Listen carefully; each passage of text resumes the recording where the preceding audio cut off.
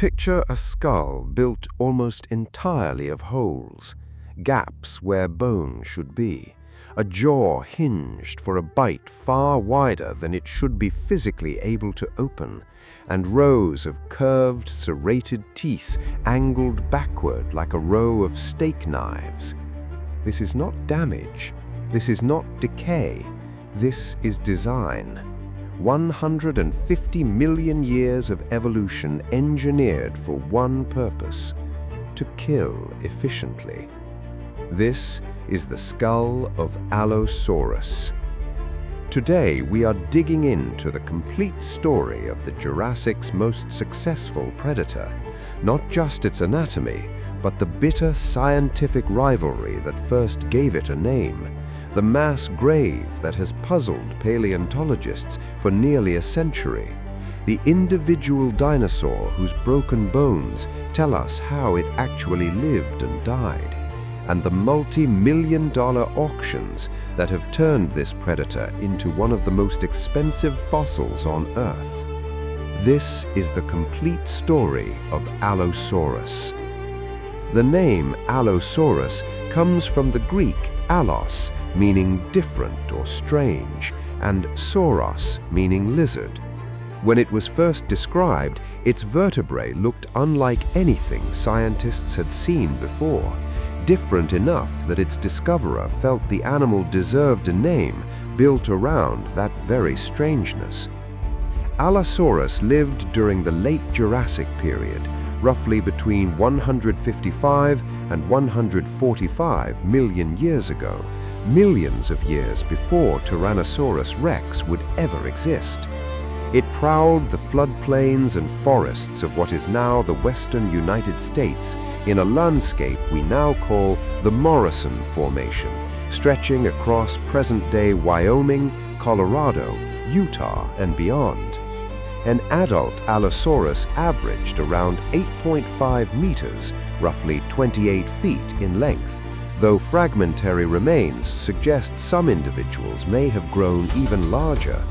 It walked on two powerful hind legs, balanced by a long, muscular tail, while its short, three-fingered forearms ended in wickedly curved claws. It has earned the nickname the Lion of the Jurassic, not because it was the biggest predator of its time, but much like a lion, it was an opportunistic hunter that dominated its ecosystem. To date, remains of at least 60 individual Allosaurus have been discovered across the American West, making it one of the best-studied dinosaurs in the world. Everything about the Allosaurus skull was built around efficiency, not brute force. Unlike Tyrannosaurus, which crushed bone with raw bite power, Allosaurus had a comparatively weaker bite, but a skull that could open exceptionally wide and was loosely hinged, allowing the upper jaw to flex against the lower. Many paleontologists believe Allosaurus used its skull almost like a hatchet, slashing down into prey with its dozens of curved blade-like teeth rather than clamping and holding. Placed beside a human skull, the sheer scale of an adult Allosaurus skull becomes impossible to ignore, often approaching a meter in length. But look closely, and you'll notice something curious. The skull is riddled with large openings called fenestrae. These weren't weaknesses. They reduced the skull's overall weight without sacrificing structural strength, which is fitting, since the species name fragilis, meaning fragile in Latin, was chosen specifically for these lightweight, hollowed features found throughout its skeleton. Behind that formidable head sat a body built for pursuit rather than pure speed, sturdy hind limbs, a rigid counterbalancing tail, and small but powerfully muscled forearms tipped with three sharp claws, likely used to grip and slash at struggling prey. A question worth asking directly. How do scientists know these bones are 150 million years old and not 15,000 or 15 million? It comes down to two complementary techniques: stratigraphy and radiometric dating. Stratigraphy is the study of rock layers, since sediment builds up over time in a predictable, ordered sequence. A fossil's position within those layers tells scientists its relative age compared to everything around it. But to get an actual number, scientists turn to radiometric dating. Scattered throughout the Morrison Formation are thin layers of volcanic ash deposited by eruptions that occurred at the same time the sediment around the dinosaur bones was being laid down. These ash layers contain radioactive isotopes, most usefully forms of argon and uranium that decay at fixed known rates. By measuring how much of the original isotope has decayed into its stable byproduct, scientists can calculate with remarkable precision how long ago that ash actually fell. Because Allosaurus fossils are so often found sandwiched between or near these dated ash layers, paleontologists can confidently place the species within a tight window, roughly 155 to 145 million years ago, spanning the Kimmeridgian and Tithonian ages of the late Jurassic period. The story of Allosaurus began in 1877, in the middle of one of the most notorious rivalries in scientific history, the Bone Wars, a race between paleontologists Othniel Charles Marsh and Edward Drinker Cope to discover and name as many new dinosaur species as possible before the other. That year, fossil collector Benjamin Mudge sent Marsh a small fragmentary collection of bones recovered near Garden Park, north of Canyon City, Colorado. Parts of a few vertebrae, a rib fragment, a single tooth, a toe bone, and the shaft of an upper arm bone. It wasn't much to work with, but Marsh noticed something odd. The vertebrae looked different from anything catalogued before.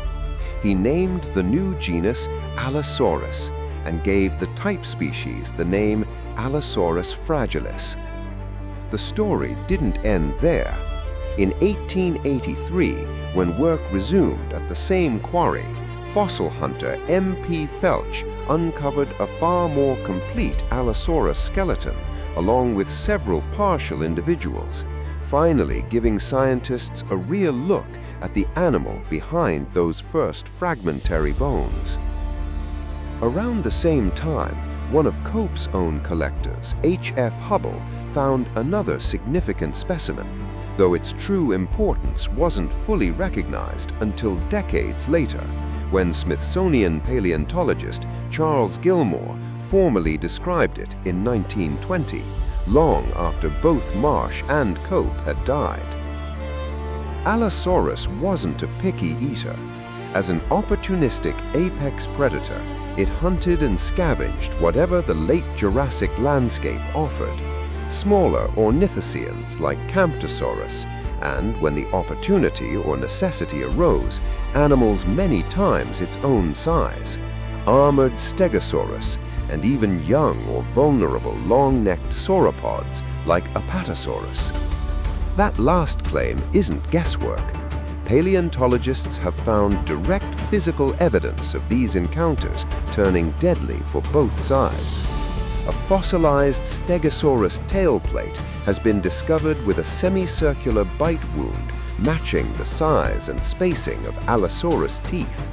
Even more strikingly, an Allosaurus pubis bone has been found bearing a puncture wound that matches the shape of a Stegosaurus tail spike almost perfectly. Physical proof that hunting armored prey came with very real risk. These aren't isolated curiosities. They're a growing body of evidence that has reshaped how scientists picture Allosaurus, not as an invincible killing machine, but as a predator that regularly fought for its meals and didn't always win. In 1927, geologists from the University of Utah investigated a remote site in the San Rafael Swell, a barren stretch of central Utah, where local ranchers had long known that old bones sometimes surfaced from the ground. What they found there would become one of the strangest and most debated fossil sites on Earth, the Cleveland-Lloyd Dinosaur Quarry. Over the following decades, excavation teams pulled more than 12,000 individual bones from this single site, representing at least 70 dinosaurs across 9 or more genera. But here's the part that has puzzled paleontologists for nearly 100 years. The overwhelming majority of those bones, around 60%, representing a minimum of 46 individuals, belong to one single species, Allosaurus. That ratio makes almost no ecological sense.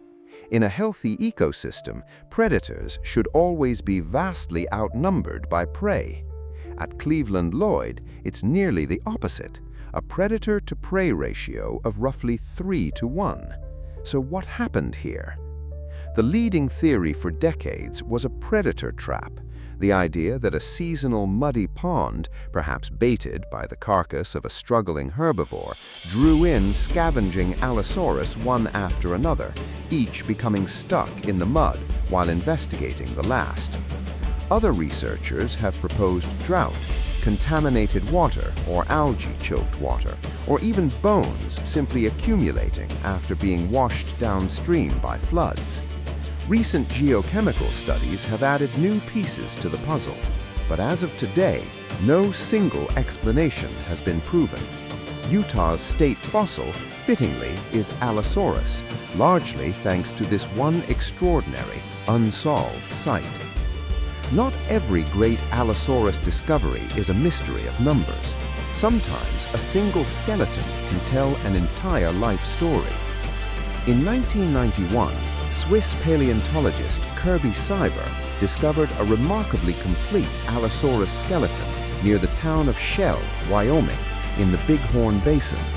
Excavated jointly by the Museum of the Rockies and the University of Wyoming Geological Museum, the specimen, catalogued as MOR 693 but nicknamed Big Al, turned out to be about 95% complete, making it one of the most intact theropod skeletons ever found. But Big Al wasn't just complete, it was a medical record. Paleontologists identified 19 separate bones showing signs of injury or infection, broken ribs, a damaged toe, inflamed vertebrae. This was a sub-adult animal, likely only around 17 years old at death, that had spent much of its short life in pain, and whose injuries very likely contributed to its early death. Its story became so compelling that the BBC built an entire documentary special around it, The Ballad of Big Al, part of the Walking with Dinosaurs series. In 2020, further research led scientists to reclassify Big Al, along with a second, larger specimen nicknamed Big Al 2, found nearby in 1996, as a distinct species, Allosaurus gemadzini. Like many famous dinosaurs, Allosaurus has become part of a booming and controversial private fossil market. In December 2024, Christie's auction house in London held a sale titled Jurassic Icons, Allosaurus and Stegosaurus. Among the lots was something remarkable, an adult and juvenile Allosaurus discovered together at the Maline Quarry near Medicine Bow in Carbon County, Wyoming.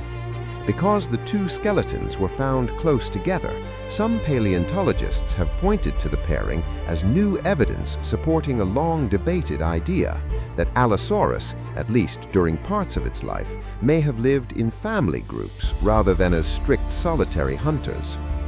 The Allosaurus pair, sold together with a separate Stegosaurus skeleton, fetched a combined £12.4 million, roughly $15.7 million, to a single anonymous buyer, with the Allosaurus lot alone commanding by far the larger share of that total.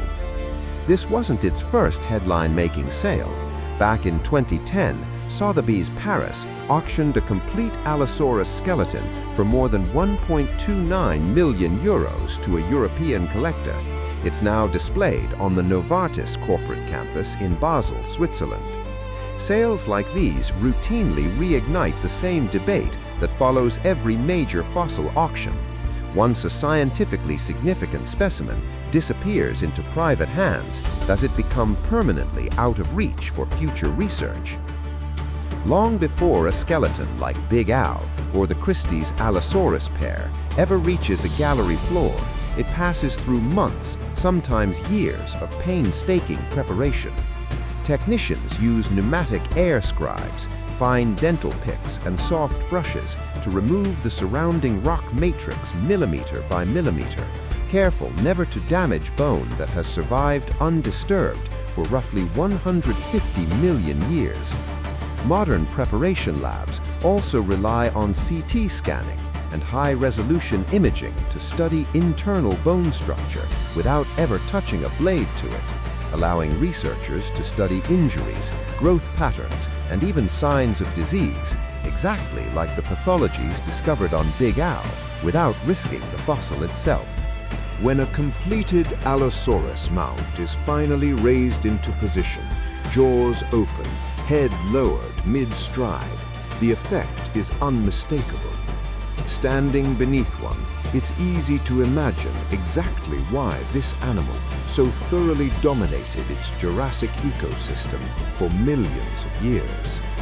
Today, Allosaurus skeletons are on display in museums across the world, from Utah's Natural History Museum near the very quarry that made the species famous, to institutions and private collections across Europe and North America that have acquired specimens through purchase or donation.